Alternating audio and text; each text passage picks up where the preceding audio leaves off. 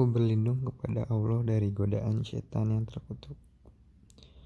Surat Al-Baqarah ayat 67 sampai 74 tentang kisah penyembelihan sapi betina.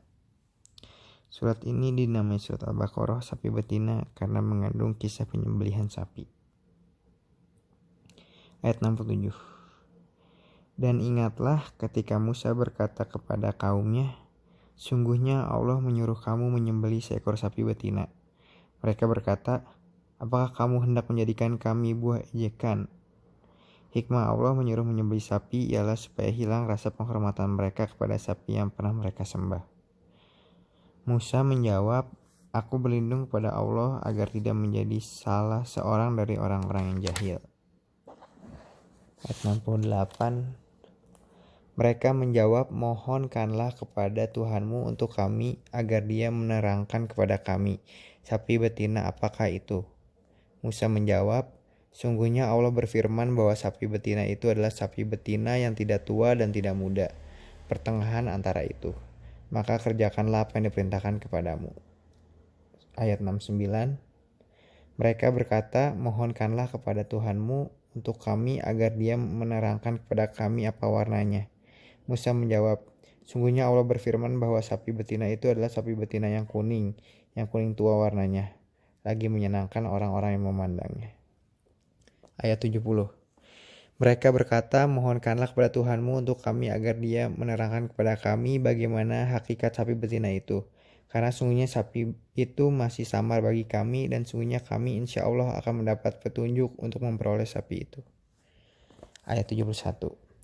Musa berkata, sungguhnya Allah berfirman bahwa sapi betina itu adalah sapi betina yang belum pernah dipakai untuk membajak tanah dan tidak pula untuk mengairi tanaman. Tidak bercacat, tidak ada belangnya. Mereka berkata, sekarang barulah kamu menerangkan hakikat sapi betina yang sebenarnya. Kemudian mereka menyembelihnya dan hampir saja mereka tidak melaksanakan perintah itu. Karena sapi yang menurut syarat yang disebutkan itu sukar diperoleh, hampir mereka tidak dapat menemukannya. Ayat 72. Dan ingatlah ketika kamu membunuh seorang manusia lalu kamu saling tuduh-menuduh tentang itu. Dan Allah hendak menyingkapkan apa yang selama ini kamu sembunyikan. Ayat 73. Lalu kami berfirman, pukullah mayat itu dengan sebahagian anggota sapi betina itu. Demikianlah Allah menghidupkan kembali orang-orang yang telah mati dan memperlihatkan padamu tanda-tanda kekuasaannya agar kamu mengerti. Menurut jumhur mufassirin, ayat ini ada hubungannya dengan peristiwa yang dilakukan oleh seorang dari Bani Israel. Masing-masing mereka tuduh-menuduh tentang siapa yang melakukan pembunuhan itu. Setelah mereka membawa persoalan itu kepada Nabi Musa alaihissalam, Allah menyuruh mereka menyembelih seekor sapi betina agar orang yang terbunuh itu dapat hidup kembali dan menerangkan siapa yang membunuhnya setelah dipukul dengan sebahagian dari tubuh sapi itu. Kemudian setelah itu hatimu menjadi keras seperti batu, bahkan lebih keras lagi. Padahal di antara batu-batu itu sungguh ada yang mengalir sungai-sungai daripadanya dan di antaranya sungguh ada yang terbelah lalu keluarlah mata air daripadanya. Dan di antaranya sungguh ada yang meluncur jatuh karena takut kepada Allah. Dan Allah sekali-kali tidak lengah dari apa yang kamu kerjakan.